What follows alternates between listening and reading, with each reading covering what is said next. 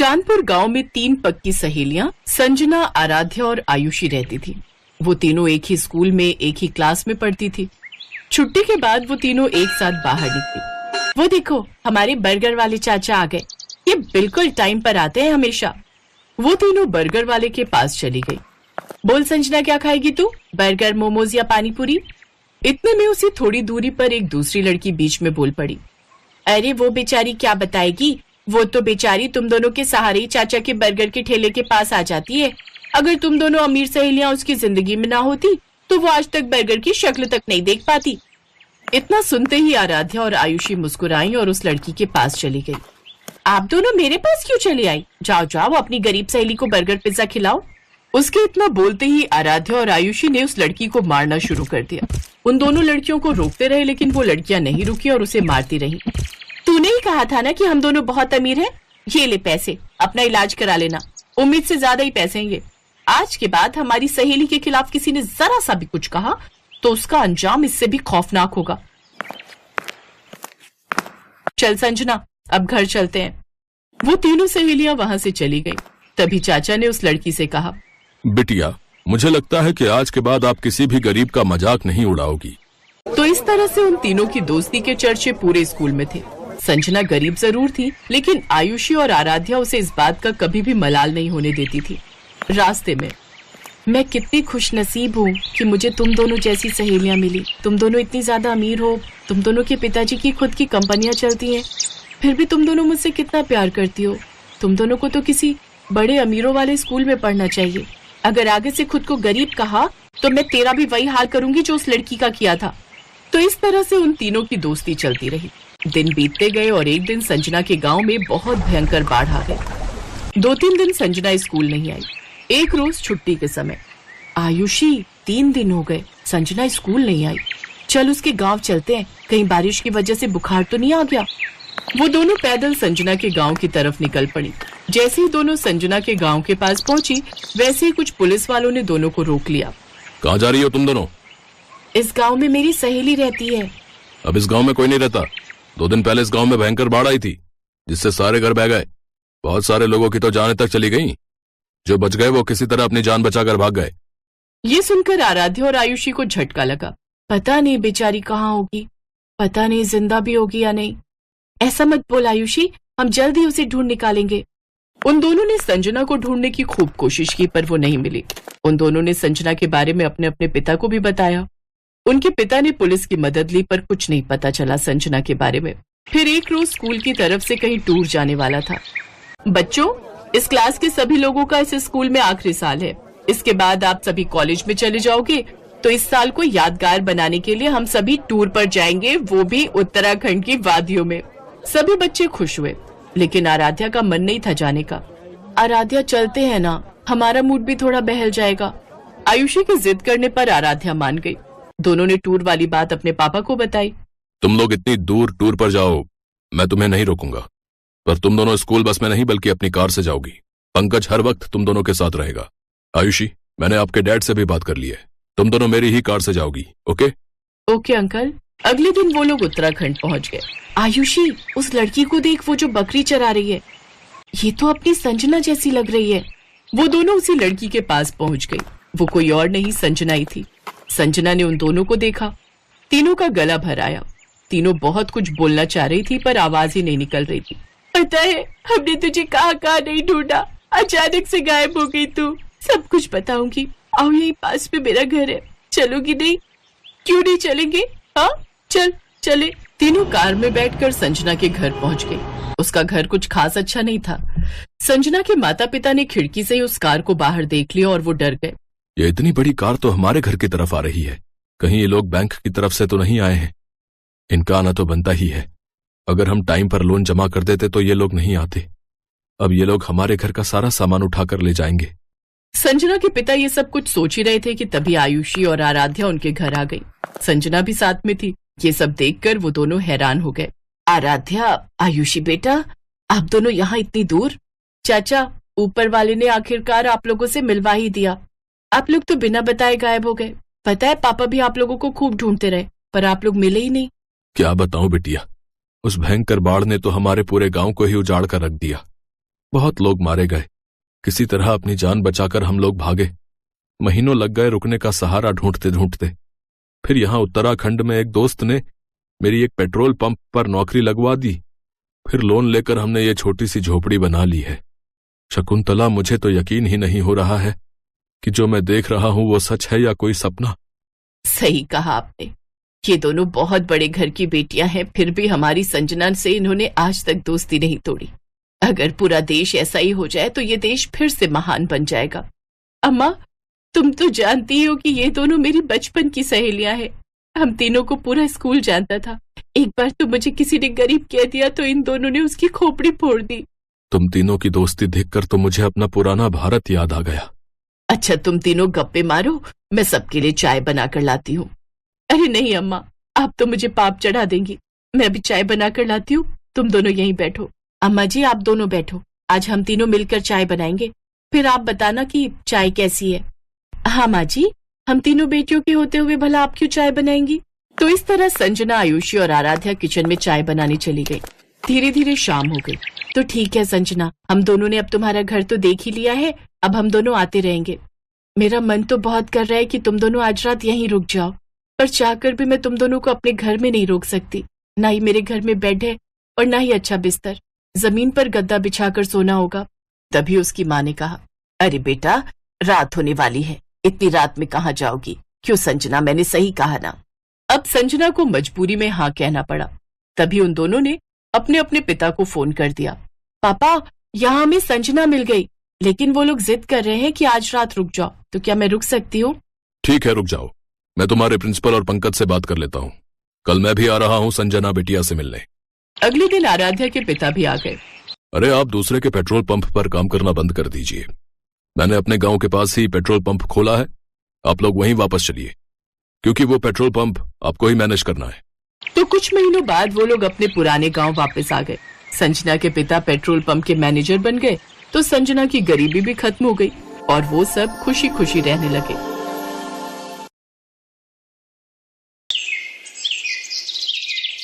कविता, कविता, आजा। अरे काजल, तुम? हाँ आजा, मैं कॉलेज ही जा रही हूँ, चल आजा, साथ चलते हैं। काजल के बार बार कहने पर कविता उसकी कार में बैठ गई। उस महंगी कार को काजल का ड्राइवर चला रहा था और पीछे काजल और कविता बैठी थी। अरे वाह यार काजल, तेरी गाड़ी तो बहुत शानदार है। हाँ, मेरे पापा की है, वो आज फैक्ट्री नहीं गए तो उन्होंने ड्राइवर भैया से कहा कि मुझे कॉलेज छोड़ाए। सही है यार, मैं तो इतनी महंगी कार में पहली बार बैठी हूँ। अरे अब तो बैठते ही रहेंगे, अब तुम मेरी दोस्त बनोगी। काजल और कविता एक ही कॉलेज में पढ़ते थे। अभी 4-5 दिन पहले ही उन्होंने एडमिशन लिया था। धीरे धीरे काजल और कविता बहुत अच्छी सहेलियां बन गईं। वैसे काजल बहुत ही अमीर घर से थी। उसके पापा राजीव सिंह कई फैक्ट्रियों के मालिक थे, जबकि कविता बहुत ही साधारण घर से थी। उसके पिता एक छोटे किसान थे, मगर फिर भी उन्होंने पाई पाई जोड़कर कविता का एडमिशन शहर के सबसे अच्छे कॉलेज में कराया था। काजल की अच्छी बात यह थी कि उसे अपनी अमीरी पर घमंड बिल्कुल नहीं था। फिर एक दिन, कविता जरा सुनना। हाँ क्या हुआ, बता। देखना ये घड़ी कैसी लग रही है। अरे वाह, ये तो बहुत प्यारी है। ये मैंने तेरे लिए ली है, जरा पहनकर दिखा। नहीं यार, मैं कैसे इतनी महंगी घड़ी। चुप कर और चुपचाप पहन ले और ज्यादा मत सोच। जब तेरा मन करे तो मुझे भी दे देना कुछ। पर मेरे पास तुझे देने के लिए कुछ भी नहीं है। चल बहानेबाज, अभी मत दे, पर कभी तो दे देना। अच्छा ठीक है। गुजरते वक्त के साथ दोनों की दोस्ती और गहरी होती गई। दोनों का ज्यादातर वक्त एक दूसरे के साथ ही बीतता था। और फिर एक दिन, कविता, ये लड़का कौन है यार? इससे पहले तो कभी नहीं देखा इसे। कौन? वो हैंडसम? सच में बड़ा कूल दिखता है यार। उनका नाम आकाश है और वो हमारे सीनियर है पगली। तो क्या हुआ? ओए जरा कंट्रोल में। मैंने सुना है कि बड़ा ब्रह्मचारी टाइप लड़का है। कॉलेज की सारी लड़कियां उस पर फिदा हैं, पर वो किसी को घास नहीं डालता। अच्छा, तो तू देख, अब इसकी तपस्या तो काजल नाम की ये अप्सरा ही भंग करेगी। हट बेशर्म कहीं की। आकाश पर काजल का दिल आ गया था। शुरू में उन दोनों में हाय हेलो हुई और फिर धीरे धीरे उनमें प्यार भी हो गया। काजल को उसका प्यार मिला तो कविता बहुत खुश हुई। लेकिन फिर एक दिन, काजल, फाइनल रिजल्ट आते ही मैं यूएस चला जाऊंगा। यूएस पर क्यों? वहां मेरी प्लेसमेंट हो गई है और जिस कंपनी ने मुझे हायर किया है वो चाहती है कि मैं पहले यूएस में उनके हेडक्वार्टर में 1 साल काम करूं और सीखूं और फिर वो मुझे इंडिया वापस भेजेंगे। पर मैं 1 साल कैसे रहूंगी तुम्हारे बिना? कहते हैं सब्र का फल मीठा होता है पगली। अरे तू कब आई? जब तुम दोनों आशिकी फरमा रहे थे। सुन, जाने दे आकाश को, वो वहां नहीं जाएंगे तो जॉब कैसे लेंगे? क्यों, मैंने सही कहा ना? बिल्कुल सही। काजल, बस 1 साल दे दे मुझे, फिर मैं तुम्हारे पापा से तुम्हारा हाथ मांगने आऊंगा। ठीक 1 महीने बाद आकाश काजल से विदा लेकर विदेश चला गया। काजल उसे याद करती और हसीन सपने बुनती, लेकिन होनी को तो कुछ और ही मंजूर था। अचानक काजल ने कॉलेज आना बंद कर दिया। उसका फोन भी बंद आ रहा था। कविता को उसकी चिंता होने लगी तो एक दिन वो काजल के घर ही पहुंच गई। वहां उसका सामना काजल के पिता राजीव सिंह से हुआ। कौन हो तुम और क्या चाहिए? जी मैं वो काजल की दोस्त हूँ, उसे कुछ नोट्स देने आई थी। नोट्स? उनकी कोई जरूरत नहीं है, अब हो गई काजल की पढ़ाई। पर अभी कैसे? अभी तो लास्ट सेमेस्टर बाकी है ना अंकल। कह दिया ना तो कह दिया, चली जाओ यहां से और दोबारा कभी मत आना। कविता को कुछ समझ नहीं आ रहा था। वो उदास होकर वहां से जाने लगी, लेकिन घर के बाहर निकलते ही उसकी तरफ एक कागज की बॉल गिरी। कविता ने उस कागज को खोलकर देखा तो लिखावट काजल की थी। मुझे बचा ली कविता, प्लीज। कविता को समझ आ गया था कि कुछ तो गड़बड़ जरूर है, लेकिन उस वक्त वो चुपचाप वहां से चली गई। फिर अगले दिन एक औरत घूंघट ओढ़े और हाथ में झाड़ू लिए काजल के घर में दाखिल हुई। किसी ने उसे अंदर आने से नहीं रोका। असल में घूंघट के अंदर कविता थी, जो काजल के घर में काम करने वाली बाई बनकर आई थी। घर में आते ही उसने काजल को ढूंढना शुरू कर दिया और जैसे तैसे वो काजल के कमरे तक पहुंची गई। लेकिन कमरे का नजारा देखकर कविता हैरान रह गई। काजल का मुंह और हाथ पैर बंधे हुए थे। काजल, ये सब क्या है? किसने किया ये? कविता तू आ गई, भगवान का शुक्र है। कविता, मेरे पापा ने मेरा सौदा कर दिया है। तू तो जानती है ना कि मैं और आकाश एक दूसरे से कितना प्यार करते हैं, पर मेरे पापा अपने बिजनेस पार्टनर से मेरी शादी कराना चाहते हैं। वो 55 साल का बुढ़ा है। उसने अपनी पहली पत्नी को मार दिया था और वो मुझे भी मार देगा। हैं?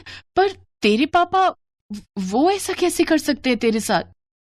उन्होंने उस बुढ़े से बहुत बड़ा लोन लिया था जिसे वो चुका नहीं पाए, और पैसों के बदले अब वो मुझे सौंपने वाले उस बुढ़े को। इतना कहकर काजल फूट फूट कर रोने लगी, लेकिन कविता तैयार थी अपनी सहेली को इस मुसीबत से निकालने के लिए। उसने तुरंत दिमाग दौड़ाया और अपनी साड़ी उतारकर काजल को पहना दी और खुद काजल के कपड़े पहनकर उसकी जगह बैठ गई। फिर कविता की जगह काजल आराम से घर से बाहर निकल गई। फिर कुछ देर के बाद, कौन है? अरे कमिश्नर साहब, आप यहाँ? क्या हुआ? क्या बात है? मुझे आपके घर की तलाशी लेनी है। पर तलाशी क्यों? क्योंकि मुझे खबर मिली है कि आपने यहाँ किसी लड़की को कैद करके रखा है। इतना कहकर पुलिस कमिश्नर के साथ आए पुलिस वालों ने घर की तलाशी शुरू कर दी और कुछ ही मिनटों में कविता उनके साथ खड़ी थी। उसके चेहरे पर चोट के कई निशान थे। असल में राजीव को जैसे ही कविता और काजल के प्लान का पता चला तो उसने कविता को ही अपने गुस्से का शिकार बनाया और उसके साथ मारपीट की। लेकिन अब वो अपना किया भुगतने वाला था। पुलिस ने फौरन राजीव को गिरफ्तार कर लिया। उधर आकाश को जैसे ही इन सब की खबर मिली तो वो भागा भागा यूएस से इंडिया आ गया और फिर कविता ने एक मंदिर में आकाश और काजल की शादी कराई। थैंक यू कविता, अगर तुम ना होती तो। अरे ऐसे कैसे नहीं होती मैं? मेरी सहेली को जब भी मेरी जरूरत होगी मैं हमेशा उसके साथ खड़ी रहूंगी। इतना कहकर कविता ने काजल को गले से लगा लिया और काजल बस यही सोच रही थी कि जो तोहफा कविता ने उसे दिया है क्या वो कभी उसकी बराबरी कर पाएगी।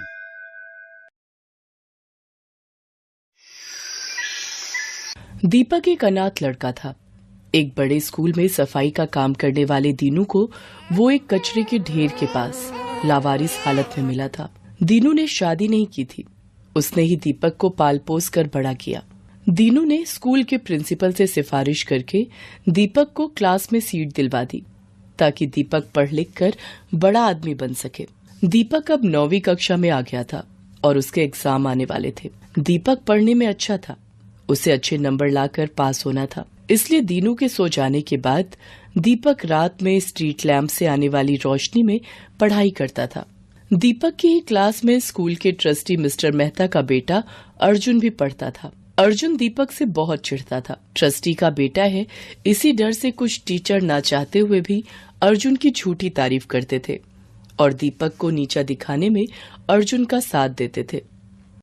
सर बताइए, ये रेस किसने जीती है? आप तो अच्छे से जानते हैं ना विनर कौन है। हाँ दीपक, तुम इस रेस में हार चुके हो। अर्जुन तुमसे पहले ही उस लाइन में पहुंच गया था। देखा, मैं हमेशा जीतूंगा, मुझे कोई नहीं हरा सकता। दीपक मायूस होकर क्लास में आ जाता है। सर, कब तक हम अर्जुन से डरकर उसे झूठा विनर बनाते रहेंगे? मिस नैना, आप तो जानती हैं अर्जुन स्कूल के ट्रस्टी का बेटा है और प्रिंसिपल मैम ने हमें पहले ही ऑर्डर दिया हुआ है कि हमें अर्जुन के साथ बहुत अच्छे से पेश आना है, और फिर अगर हम ऐसा नहीं करेंगे तो हमारी नौकरी पर बात आ जाएगी। पर कब तक हम ये अत्याचार सहन करते रहेंगे? दीपक एक अनाथ गरीब स्टूडेंट है। दीनू काका ने उसे अपने बेटे की तरह पाल पोस कर बड़ा किया है और यहाँ पढ़ा रहे हैं ताकि दीपक बड़ा होकर अपने पैरों पर खड़ा हो सके। पर अर्जुन जैसे बच्चे दीपक जैसे होनहार बच्चों को आगे नहीं बढ़ने देते। फिलहाल तो हम कुछ नहीं कर सकते मिस नैना, हमें सब कुछ वक्त पर छोड़ देना चाहिए। एक दिन दूसरे स्कूल के टीचर प्रिंसिपल के साथ सब बच्चों को मिलने आए और वो दीपक की क्लास में गए।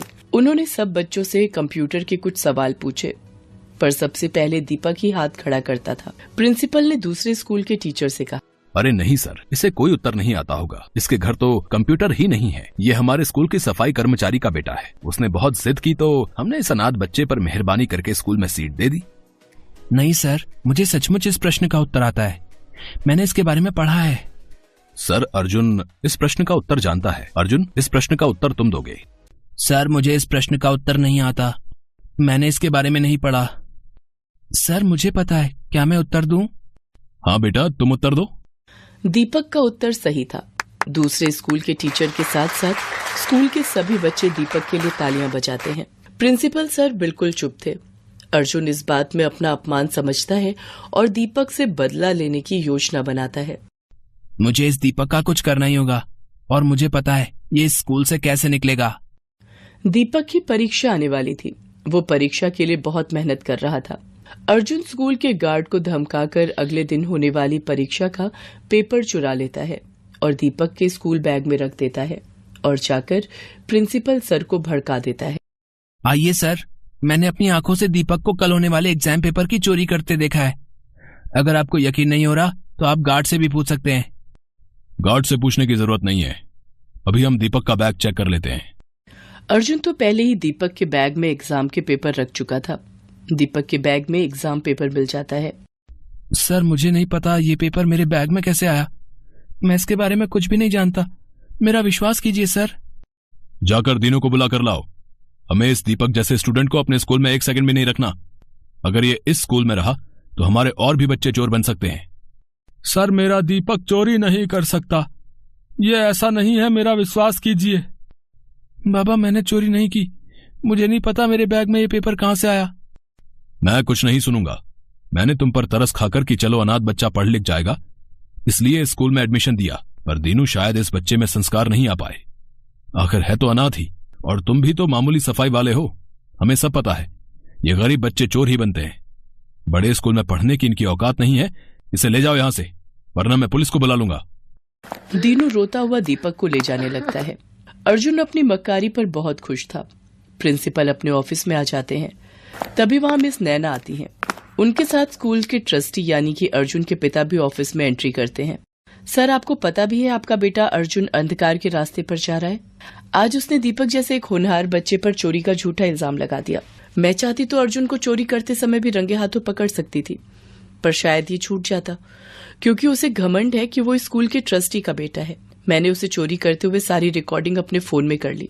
ये देखिए मिस्टर मेहता, आपका बेटा स्कूल में एग्जाम पेपर चोरी कर रहा है। क्या आप चाहते हैं कि वो बुराई के रास्ते पर जाए और एक दिन आपका नाम मिट्टी में मिला दे? मैं चाहूँ तो इस वीडियो को पूरे स्कूल में दिखा सकती हूँ, पर आप जानते हैं कि आपकी कितनी बदनामी होगी। आई एम सॉरी मिस नैना, मैं बिल्कुल नहीं जानता था कि मेरा बेटा मेरे नाम का इतना फायदा उठा रहा है। मुझे किसी ने कोई खबर नहीं दी। आप कृपया करके इस वीडियो को किसी को भी ना दिखाएं, नहीं तो मेरे बेटे का भविष्य खराब हो जाएगा। अर्जुन के पिता बहुत दुखी होते हैं। अर्जुन ऑफिस में आता है। वीडियो देखकर वो घबरा जाता है। पापा, मुझसे गलती हो गई। मैं सिर्फ दीपक से बदला लेना चाहता था। पापा, मुझे माफ कर दो। दीपक जैसे होनहार बच्चे पर चोरी का इल्जाम लगाते तुम्हें शर्म नहीं आई है? तुम्हें अपना बेटा कहते हुए मुझे सचमुच बहुत शर्मिंदगी महसूस हो रही है। मैं तुमसे अब कभी भी बात नहीं करूंगा। तुम जैसे चाहो अपनी लाइफ को जी सकते हो। अब तुम्हारी मम्मी और मैं तुमसे कोई मतलब नहीं रखेंगे। नहीं पापा, ऐसा मत करो। मैं आपसे और मम्मी से बहुत प्यार करता हूँ। मुझे माफ कर दो, मुझसे गलती हो गई। गलती तो हम सबसे हुई है। शायद अर्जुन के बिगड़ने में सबसे बड़ा हाथ मेरा है। हमने हमेशा अर्जुन को गलत करने में बढ़ावा दिया। पापा, मुझे बस एक बार माफ कर दो। अगर माफी मांगनी है तो मिस नैना और दीपक से मांगो। अब वही तुम्हें माफ कर सकते हैं। नैना मैम, मुझे माफ कर दीजिए। आप प्लीज ये वीडियो किसी को मत दिखाना। नहीं अर्जुन बेटा, मैं ये वीडियो किसी को नहीं दिखाऊंगी। मैं तुम्हारी गुरु हूँ और तुम्हें सही राह पर लाना मेरा फर्ज है। अर्जुन दीपक से माफी मांगता है। दीपक, मुझे माफ कर दे मेरे दोस्त। मैंने तो तुम्हें कब का माफ कर दिया अर्जुन। और दोस्तों को गले लगाते हैं, उनसे माफी नहीं मांगते। इतना कहते ही दीपक अर्जुन को गले से लगा लेता है। उन दोनों को आपस में गले लगता देख स्कूल का सारा स्टाफ और दीनू बहुत खुश होता है। Best buddies. Hello friends, thanks for watching this video. अगर आपको ये वीडियो पसंद आया है तो प्लीज लाइक, सब्सक्राइब, कमेंट्स करें इस वीडियो पर। और हाँ, शेयर करना भी ना भूलें। और भी मजेदार वीडियो देखने के लिए नीचे दिए गए बेल आइकॉन को दबाएं। देखते रहिए बेस्ट बडीज।